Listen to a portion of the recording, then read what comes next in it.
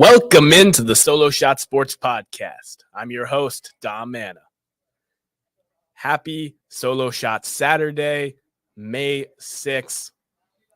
Baseball season is absolutely cruising right now, and Fernando Tatis is officially back. He started off slow, coming off his suspension, but he is continuing to show you why he was looked at as one of the future faces of baseball, owning the Dodgers with 2 monster home runs, and he's playing a pretty respectable outfield to go with it. Jazz Chisholm was the face of MLB The Show 23. His team traded for Luis Ariz and moved Jazz out to center field, and Jazz has struggled offensively and not looked great as a defensive center fielder. He's made some highlight plays, but I've seen a lot of mistakes that clearly show that he wasn't prepared for such an overtaking. It's a little bit easier in the corners, granted, for Fernando Tatis, but the level of athlete and the way that he's adapted to the outfield from his time in the minor leagues as well as spring training has really shown for those Padres, who have moved up my power rankings that you can see below, scrolling past you. There's been a lot of risers and fallers since last week. I had a monthly recap. Some teams have gotten really hot and other teams have kind of fizzled out. But it's going to be exciting. There's still a lot of baseball left to be played, ladies and gentlemen. And Fernando Tatis is looking like, while he's healthy, he will have that Byron Buxton effect where you just want to watch every at-bat. He is a superb talent, and I'm very excited to see what that San Diego offense can do now that he's clicking with Xander Bogaerts, with Juan Soto and Manny Machado, who still haven't hit their stride. That team is absolutely loaded. Taking it down to first base, a tale of 2 Sox. Now, all of you know that I am a fan of the Boston Red Sox and that I had very low expectations coming into this season. However, there comes a time where you have to react to what's happening on the field. You've seen some teams finally start to drop out of where I had them, and some teams really start to rise. And the Boston Red Sox had a huge jump in my power rankings. They have the second most home runs in the American League behind the Tampa Bay Rays, who are just a home run factory to begin the season. They have won 7 straight, and these 7 straight have not been against bad teams. They had a 4-game sweep of what I think is the 3rd best roster in baseball in the Toronto Blue Jays, and they just beat Zach Wheeler, who is a great pitcher in the National League, against the Phillies last night. This Boston Red Sox team, the big question mark has been pitching. Do they have enough pitchers to be relevant? We haven't seen Chris Sale be himself in multiple years. I picked him to be my American League Comeback Player of the Year. That has looked very up and down. But Chris Sale blowing 98+ mile per hour pitches past Bryce Harper in his last start. If you can get that Chris Sale 2 times out of 3, you're going to be in a pretty good situation. And I think the most overlooked part of Chris Sale's success when he is pitching well is that he's not leaving the game early because of injury. He clearly is in the best shape he's been the past 3 years. I believe that Chris Sale is going to be a very solid anchor for this rotation, and their playoff chances will go as he goes. But behind Chris Sale, you have Nick Pivetta and Tanner Houck, who are both around a 5 ERA, guys that on a real contender, you'd want them to be your 4th, 5th starter, but they're looking to be the 2 and 3. Garrett Whitlock is currently hurt, and that is very unfortunate for all Red Sox fans out there. He was one of the pieces you wanted to see the most out of this season, and we don't know exactly when he's going to be back, but so far there hasn't been any implementations that he will be missing a lot of time. Then you look at the last couple spots of the rotation. Corey Kluber has finally started to pitch all right. He got through games Very nice start against the Orioles, only giving up 1 run and getting out of trouble multiple times. He's a professional pitcher who won a couple Cy Youngs, one that I believe he stole from Chris Sale. He's not going to leave the rotation. They're paying him $10 million this year. It would be a really bad look for them to give up on him so fast after giving him that kind of deal. He's a respected veteran in the league. And then there's Brian Bello. And Brian Bello has been a interesting ride to begin the season. He had forearm tightness during the spring. He finally came up, had 1 good start, 1 bad start. When they decided to move around the pitching rotation, he got optioned for about a couple days, and he was really hurt by that. There was reports that he was crying over the demotion, which was stunning to see. I mean, obviously you think as a young player in a rebuilding year almost that you would get the opportunity to start. But Nick Pivetta, Corey Kluber, and Chris Sale can't be optioned down. And Tanner Houck has just flat out pitched better than Brian Bello to begin the season.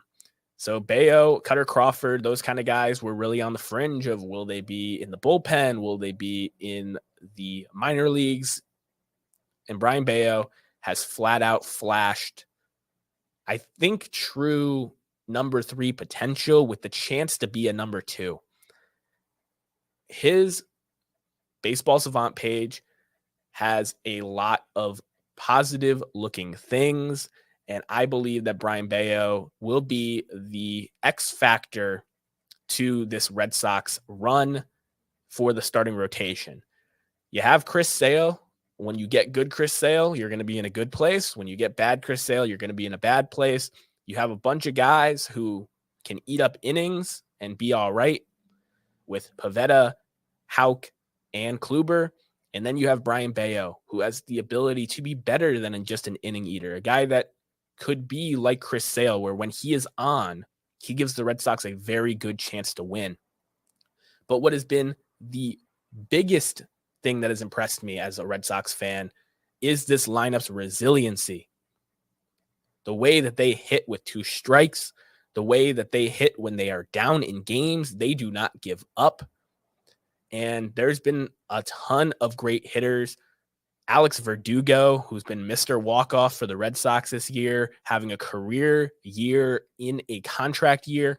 I definitely think him not getting that extension has lit a fire under his butt, and he is really starting to roll. Jarren Duran, who was a super hyped prospect, came up last year and didn't do much. He has changed his approach this year. He gives credit to the veteran players in the clubhouse, Justin Turner, Kike Hernandez, etc., for letting Jarren be himself. And he has some of the highest exit velocities in the league. He finally has enough at-bats to qualify for a Baseball Savant page. And his exit velocity is legit. He has 11 doubles in 18 games and is one of the 15, 20 fastest players in all of Major League Baseball.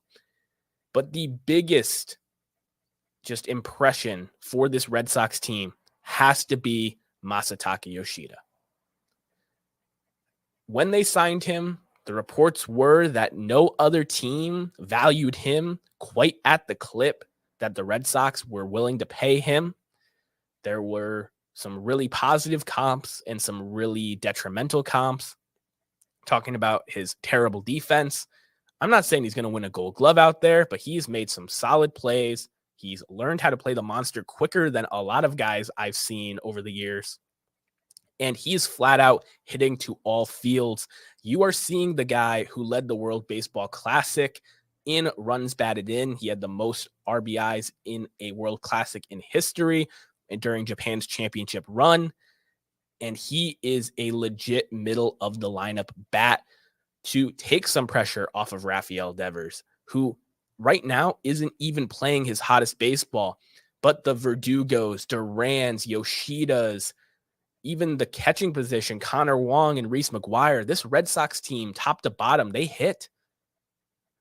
And yes, are a lot of people out of place defensively?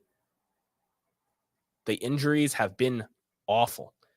But if this team can play this well against this good of teams right now, just wait until they get Garrett Whitlock and James Paxton as rotation options. Just wait until Trevor Story and Adam Duvall get back in the fold. These are legit players. I'm recording. But these are legit players, and I'm very excited to see what the Red Sox can do the rest of the way. So much has been made about this team, and I am just very excited as a Red Sox fan. I'm not pushing them up into the top 10 as a real title contender, but I truly do believe that this team is going to be watchable. And the beginning of the year, watching them struggle against the Orioles and the Pirates, who have both impressed me as well, I truly think this Red Sox team is going to be fun to watch, and they're going to be in contention, which is all you can ask for as a Boston sports fan. When you're paying that much money to a roster, you want them to be competitive. You don't want them to be down in the dumps, injuries or not. But a tale of two Sox is because of the Chicago White Sox, a team I didn't have high expectations for this year, but a team that seems to really have just missed its window. They had everything coming together with a group of young up-and-coming prospects as well as some veterans and legit pitching. Tony La Russa, Hall of Fame manager, came out of retirement to coach this team, and they were never able to get over the hump, and they've just continued to struggle, so much so that the announcer has said for every consecutive game that the White Sox win, he will remove a piece of clothing during his broadcast. It is getting very desperate out there in Chicago, a team that has always been the little brother in its own city. Even when they broke their curse of a World Series in 2005 before the Cubs did in 2016, the majority of baseball didn't acknowledge it. It stinks. I know Boston and Chicago Cubs had longer World Series droughts, but the White Sox, to have that big drought, have that history of the Black Sox scandal, and then to win in 2005 and be one of the most forgettable World Series winners of the last 20 years, it just shows that the White Sox have always kind of been out of the public mind, and it's a shame. I feel bad for their fans. They paid a lot of money to Andrew Benintendi this offseason. He has not been hitting. A lot of their prospects have not been able to either stay healthy or consistently produce. And one of my favorite players in all of baseball, Pimp It Tim Anderson, the shortstop, wins a batting title, hits a walk-off home run at the Field of Dreams. He has all these great moments, and we don't get to see him playing meaningful baseball games. Tim Anderson is a guy that I have zero doubt in postseason play would up his game, and he's not going to get a chance to do that, at least in Chicago. I expect them to be a fire sale if this play continues. There's been jokes about bringing back Ozzie Guillen as manager. I don't know what's going to happen, but something needs to change in that clubhouse before it is too late. Tale of two Sox. Red Sox really impressing me, and the White Sox really disappointing me. Feel great for the Red Sox fan base, and I'm very sorry to all you Chicago White Sox fans out there. As we rounded up the second, this is a real conversation we need to have as baseball fans. Do we not appreciate Shohei Ohtani? And the reason I ask this is not because of him being covered. He's covered quite a bit, but I feel like people get complacent in life and overlook good things that they have until it's gone. And Shohei Ohtani is doing things that are absolutely magical. He is truly a unicorn on the field, pitching at a Cy Young caliber, and a guy that's going to hit 25 to 40 bombs. We're never going to see this again, people, not in our lifetime. people might be able to emulate, but to produce this, a top of the line starter with that kind of power, doing both on the same day in a league where they have ditched pitchers hitting completely because it was just sad to watch. Shohei Ohtani has been so amazing and breaks the mold in a lot of ways. I know a lot of people, when they look at potential future Hall of Famers, they look at, does they have a chance to get near 3,000 hits? Are they going to get 500 home runs? Do they have the hardware, MVPs, World Series trophies, Rookie of the Years, All-Star games, Gold Gloves, Silver Sluggers? Do they have that hardware? Shohei Ohtani, this is going to be his third year in a row playing at this level. If you do this for 5 years, you're not just going to be a Hall of Famer. You're going to be first ballot, pushing unanimous. The Baseball Hall of Fame is the hardest Hall of Fame to get into in all of sports. And we are watching history in front of our eyes every day. For years, people have been saying, do the Angels appreciate Mike Trout and Shohei Ohtani? Wasting the careers of these legends on a team that's barely fighting to be over 500. But now I ask the baseball media and content creators and fans out there, do we not appreciate that we were lucky enough to be born in the era to watch Shohei Ohtani? Whenever he gets talked about on a show, I see people clicking off and saying, we hear enough about this guy. We get it. He's great. Maybe if he was doing it in an LA or a New York or a Boston and competing for championships, maybe then he would get the praise that you see these great athletes do, like a LeBron James or a Tom Brady, an Aaron Rodgers. But because he plays for a bad team and he's breaking records every couple of weeks, people are just ignoring it. If you have an opportunity to watch Shohei Ohtani, whether it's on TV or in person, do it. You'll be telling your kids and your kids' kids, and if you're lucky enough, your kids' kids' kids about Shohei Ohtani. An unbelievable talent and a guy that I really do hope, if the Angels are not able to contend this year, gets traded or signs somewhere that he can.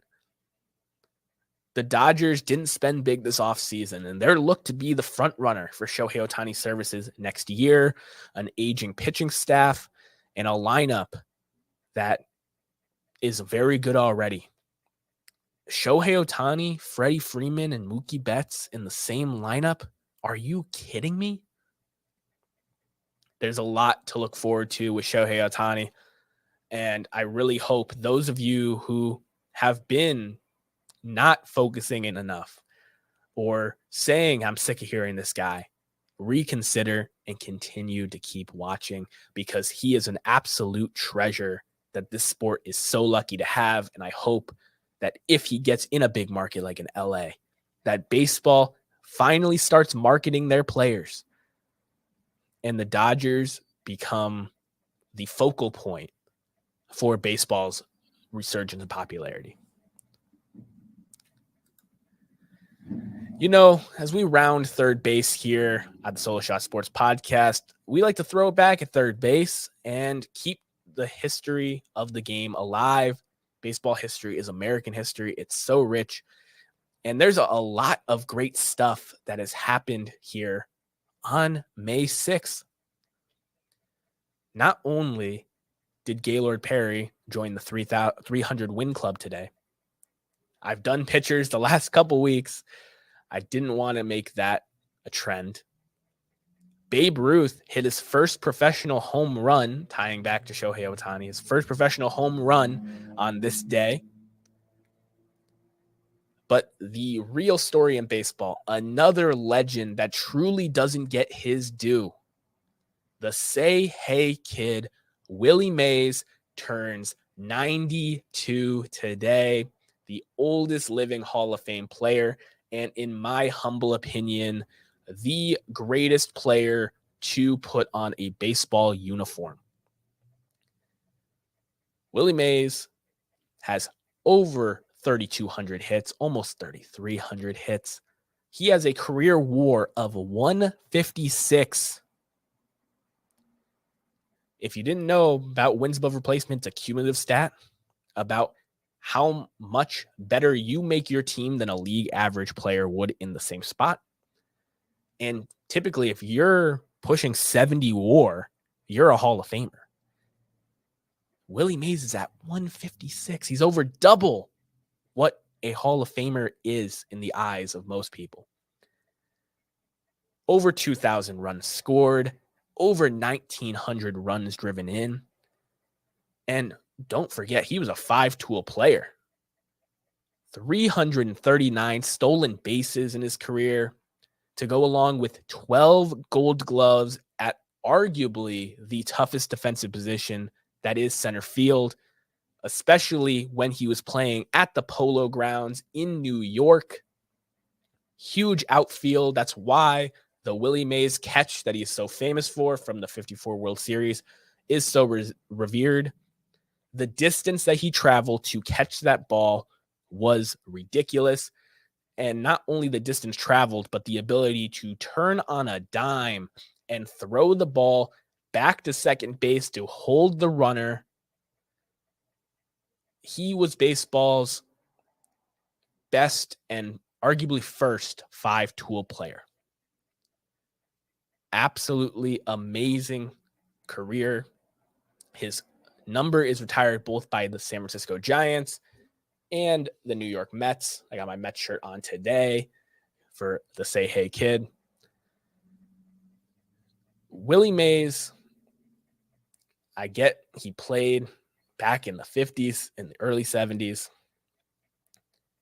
Younger baseball fans today outside of San Francisco really might not understand what a great player he was.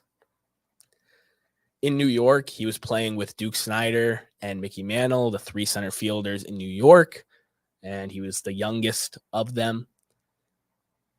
Mickey Mantle is a lot more popular than Willie Mays, but Willie Mays' career truly does not get its due. And I wanted to throw back to a couple of Willie Mays' birthdays. May 6, 1955. Willie Mays, coming off his first MVP and only World Series in 54, is facing Roberto Clemente in the Pittsburgh Pirates. And uncharacteristically, Roberto Clemente socks a triple over the head of Willie Mays. Willie got on his horse, shed his cap, and still wasn't able to get to the ball.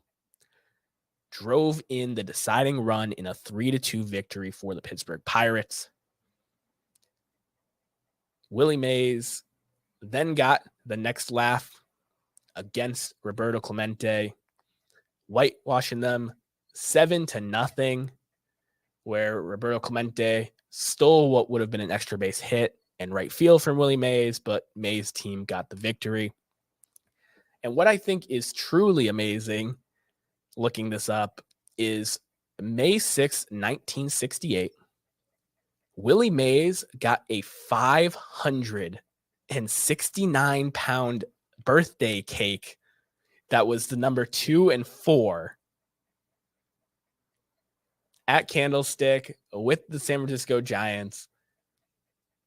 That's how big of a deal Willie Mays was for baseball. Getting that big of a cake, being a first ballot Hall of Famer, being the oldest living Hall of Famer. If you have a chance, go check out the Say Hey documentary on HBO.